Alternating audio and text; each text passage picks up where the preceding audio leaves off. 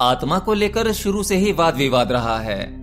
जिन्हें आत्मज्ञान हो गया उन्होंने तो आत्मा के बारे में जान लिया, परंतु दुनिया की एक बहुत बड़ी संख्या जिसे आत्मा के बारे में कुछ नहीं पता, लेकिन अपने अपने धर्म ग्रंथों को फॉलो करते करते वो सभी आत्मा को मानते जरूर हैं। दुनिया के सभी धर्मों में आत्मा जैसी कुछ चीज की मान्यता अवश्य है। कुछ आत्मा बोलते हैं, कुछ स्पिरिट बोलते हैं, कुछ सोल बोलते हैं, कुछ रूह बोलते हैं। हर एक धर्म में इसे अलग अलग नाम से मानते हैं, परंतु आत्मा का ज्ञान करोड़ों में किसी एक को होता है। और दुर्भाग्य से आत्मा का ज्ञान ऐसा ज्ञान है जिसे एक्सप्लेन नहीं किया जा सकता, स्कूल कॉलेजेस में सिखाया नहीं जा सकता, क्योंकि ये सभी भौतिकता के पार का ज्ञान है। तो चलिए आज एक छोटा सा प्रयास मैं भी करता हूं। भगवत गीता के एक श्लोक को बहुत ही आसान भाषा में आप लोगों के सामने प्रस्तुत करता हूं, और मैं वादा करता हूं मेरे इस एक्सप्लेनेशन से सभी लोग सहमत होंगे।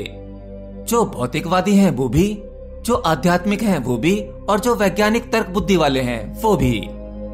तो वीडियो को पूरा एंड तक और ध्यान से सुनना। नैनम छिद्दन्ति शस्त्राणि नैनम दहति पावकः न चैनम क्लन्ति हन्तापो न शोषति मारुतः। इस श्लोक को आपने कई बार सुना होगा, शायद आप इसका अर्थ भी जानते होंगे। अर्थ कुछ इस प्रकार से है, इस आत्मा को किसी भी शस्त्र से काटा नहीं जा सकता, और न अग्नि इसे जला सकती है, जल इसे गीला नहीं कर सकता, वायु से सुखा नहीं सकती। ये बात कृष्ण को अर्जुन से तब कहनी पड़ी जब अर्जुन ने देखा कि मेरे शस्त्र उठाने पर मेरे अपने ही मारे जाएंगे, महाविनाश होगा, मेरे कारण सब नष्ट हो जाएगा। तब भगवान श्री कृष्ण ने आत्मा की सत्यता के बारे में बताया। तू सोचता है कि तेरे कारण सब मारे जाएंगे, सब कुछ नष्ट हो जाएगा। क्या तू ये सोचता है कि आज जो तेरे सामने ये खड़े हुए हैं ये सदा से नहीं थे? ये सब सदा से थे। तू भी था और मैं भी था। तू तो चाहकर भी कुछ नहीं मिटा सकता, चाहकर भी कुछ नष्ट नहीं कर सकता। तुझे लगता है जो तू नष्ट करेगा वो नष्ट हो जाएंगे, नहीं। जो नष्ट होने जैसा लगता है वहां केवल परिवर्तन होता है, शरीर बदलते हैं। परिवर्तन चीज वस्तुएं शुरू से बदलती आई हैं, लेकिन नष्ट कुछ नहीं होता। चलिए अब इसे वैज्ञानिक दृष्टि से देखते हैं। हालांकि कृष्ण द्वारा कही गई इतनी पुरानी बात को भी आज हमारा विज्ञान स्वीकार करता है। आज दुनिया भर के बड़े से बड़े वैज्ञानिक इस बात को जानते हैं कि पृथ्वी पर मौजूद कोई भी वस्तु, छोटी से छोटी वस्तु को कभी नष्ट नहीं किया जा सकता, केवल उसे रूपांतरित किया जा सकता है। मतलब इस भौतिक जगत में आपको जो भी कुछ दिखाई देता है, चाहे वह भौतिक हो या सूक्ष्म हो, आप केवल उसका रूप बदल सकते हैं, उसे रूपांतरित कर सकते हैं, परंतु नष्ट नहीं कर सकते। एक पेड़ है जो जीवित है, आपको फल देता है। वह अपनी समय सीमा तक अपने स्वभाव के हिसाब से कर्म करता है, आपको सेवा देता है, छाया देता है, या आपका पेट भरता है। और एक दिन ऐसा आएगा जब उस पेड़ की मृत्यु होगी, लेकिन वह नष्ट तब भी नहीं हो पाएगा, केवल उसका रूपांतरण होगा। पेड़ के कटने के बाद आप उनकी लकड़ियों का दूसरी तरह से इस्तेमाल करेंगे, यानी पेड़ ने अपना रूप बदल लिया। अब वह आपके घर की कुर्सी टेबल बन जाता है। क्या अब आप अपनी उस कुर्सी को पेड़ कहकर बुलाते हैं? बल्कि उस पेड़ से बनी अनेक वस्तुओं को आप अलग अलग नाम देते हैं। अब उसे आप पेड़ नहीं कहते। पहले पेड़ था, फिर लकड़ी हुई, फिर उसकी वस्तु बनी, उन वस्तुओं को नाम दिए गए। चीजों का रूपांतरण होता चला गया। अब इसमें मरा क्या? कुछ नहीं। पेड़ में जो ऊर्जा थी वह ऊर्जा अपनी ओर गति कर गई, जिसे आप आत्मा कह सकते हैं। जो शरीर था उसने रूप बदल लिए। अब आप में से बहुत से लोग कहेंगे कि अरे भाई, पेड़ नष्ट भी होते हैं, उन्हें जला दिया जाता है। आप जिस लकड़ी को, जिस पेड़ को जलाएंगे, उसके बाद भी उसमें बहुत सी चीजें रिएक्ट होंगी, बहुत सी चीजें बाहर निकलेंगी। जैसे जब आप किसी लकड़ी को जलाते हो तो उस लकड़ी के जलने के दौरान उसमें से कार्बन डाइऑक्साइड निकलता है, यानी एक प्रकार की गैस निकलती है। अग्नि उत्पन्न होती है जिससे हीट यानी गर्मी पैदा होती है। धुआं निकलता है, लकड़ी कोयले में बदल जाती है। अब आपको उस पेड़ की या उस लकड़ी की जो भौतिक चीजें थीं वह दिखाई नहीं देंगी, क्योंकि लकड़ी से बना कोयला भी आपको नष्ट होता प्रतीत होता है। परंतु उस लकड़ी ने फिर से अपना रूपांतरण किया। अब उसने सूक्ष्म रूप धारण कर लिया। गैस, धुआं, अग्नि या हीट, लकड़ी इसमें बदल गई। जो ये सब कुछ हमारे वातावरण में मौजूद रहता है कभी नष्ट नहीं होता। तो भाई भौतिक आकार के रूप बदलते हैं। अगर आप उन्हें नष्ट करने जैसा सोचोगे तो वह भौतिक आकार सूक्ष्मता में बदल जाते हैं। तो आप बताइए, यहां क्या मरा? आपने क्या नष्ट किया? किसकी मृत्यु हुई? कुछ नहीं, केवल रूप बदले, रूपांतरण हुआ। अब आप लोग कहते हो कि फला फला व्यक्ति मारा गया, वह मर गया। आप उसके प्रति दुख व्यक्त करते हो, परंतु वहां पर भी कुछ नहीं मरा, केवल भौतिक शरीर का रूपांतरण हुआ। शरीर को जमीन में दफनाओगे तो आपका शरीर मिट्टी बन जाएगा। जमीन के भीतर आपका शरीर, जब आपकी बॉडी डिकम्पोज होगी तब आपका वही शरीर कुछ जीवों में बदल जाएगा। छोटे छोटे जीव पैदा होंगे। शरीर को जला दोगे तो शरीर का वही पानी भाप बन जाएगा, जो वापस पृथ्वी पर बारिश के रूप में आ जाएगा। तो आपने केवल बॉडी को ट्रांसफॉर्म किया, उसका रूप बदला। जो ऊर्जा आपके शरीर को चला रही थी वो कहीं नष्ट नहीं हुई, वह दोबारा अपनी यात्रा पर निकल गई। तो मतलब साफ है, जब आप संसार की भौतिक वस्तुओं को और अपने इस भौतिक शरीर को ही नष्ट नहीं कर सकते, तब आत्मा को नष्ट करने का सवाल कहां से पैदा हो गया?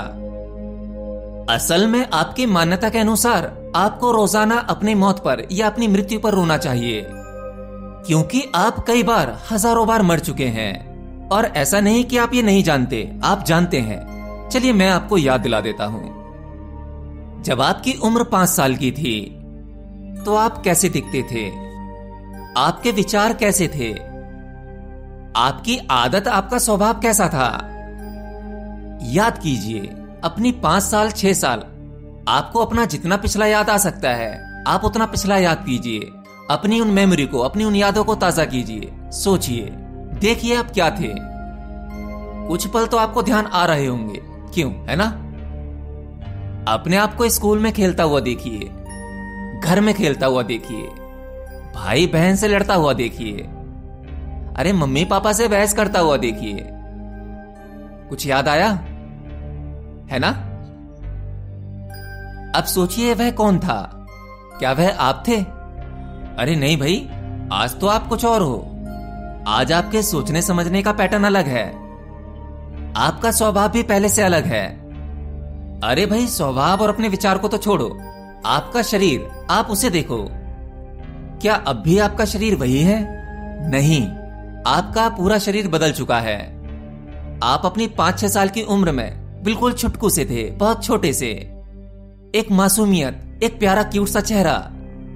शीशे के सामने खड़े होकर देखिए, क्या आज भी आपको वही सब कुछ दिख रहा है? नहीं। अब वो मासूमियत, वह क्यूटनेस, वह शरारत, वह भोलापन अब कुछ भी आपके चेहरे पर नहीं दिख रहा। आपका शरीर इतना बड़ा हो गया है। तो मतलब कुछ नष्ट हुआ और कुछ बना, यानी ट्रांसफॉर्मेशन, परिवर्तन। आप एक छोटे से बच्चे को खो चुके हैं। वह मर चुका है, वह नष्ट हो गया है, या कहूं उसका रूपांतरण हो गया है। अब वह पहले जैसा नहीं दिखता। तो पहले जैसा दिखने वाला कहां गया? अब आपको सारा खेल समझ में आ रहा होगा। क्या आपको अब दुखी नहीं होना चाहिए कि वह छोटा सा बच्चा अब इस दुनिया में नहीं रहा? अब उसने फॉर्म चेंज कर ली है, वह बदल चुका है, परिवर्तित हो चुका है। इसी प्रकार से जीवन एक प्रोसेस में चलता है। प्रकृति की हर एक चीज, हर एक वस्तु जिन्हें आप बनाते हैं या कहूं जिनको रूपांतरित करते हैं, वह सब कुछ एक प्रोसेस है, एक सिस्टम। बहुत सारी चीजें प्रकृति अपने हिसाब से प्रोसेस करती है। वह सिस्टमैटिक तरीके से चल रहा है, नेचुरली। बहुत सी चीजों में आपका योगदान होता है। जो आज आप संसार में विकास प्रक्रिया देख पा रहे हो, इसमें मनुष्य का बहुत बड़ा योगदान है। तो चीजें ऐसे ही बदलती रहती हैं, नष्ट कुछ भी नहीं होता। जो परिवर्तनशील सत्ता है वह परिवर्तित होती रहती है और परिवर्तनशील सत्ता अपरिवर्तनशील सत्ता पर निर्भर करती है।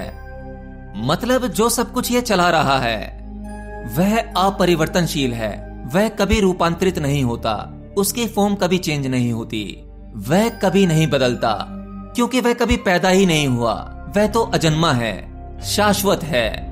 और इसी शाश्वत पर, इसी अजन्मे पर यह परिवर्तनशील सत्ता टिकी हुई है। परिवर्तन वही है जहां कोई चीज पैदा होती है और कोई चीज नष्ट होती है। मतलब ऐसा आपको प्रतीत होता है, असल में ऐसा भी नहीं होता। लेकिन आत्मा, जिसे भगवान श्री कृष्ण ने अजन्मा कहा है, वह तो सदैव से था। इसलिए भगवान श्री कृष्ण ने कहा कि मैं भी सदैव से था, तू भी सदैव से था, और इस कुरुक्षेत्र में खड़े सभी व्यक्ति ये भी सदैव से थे।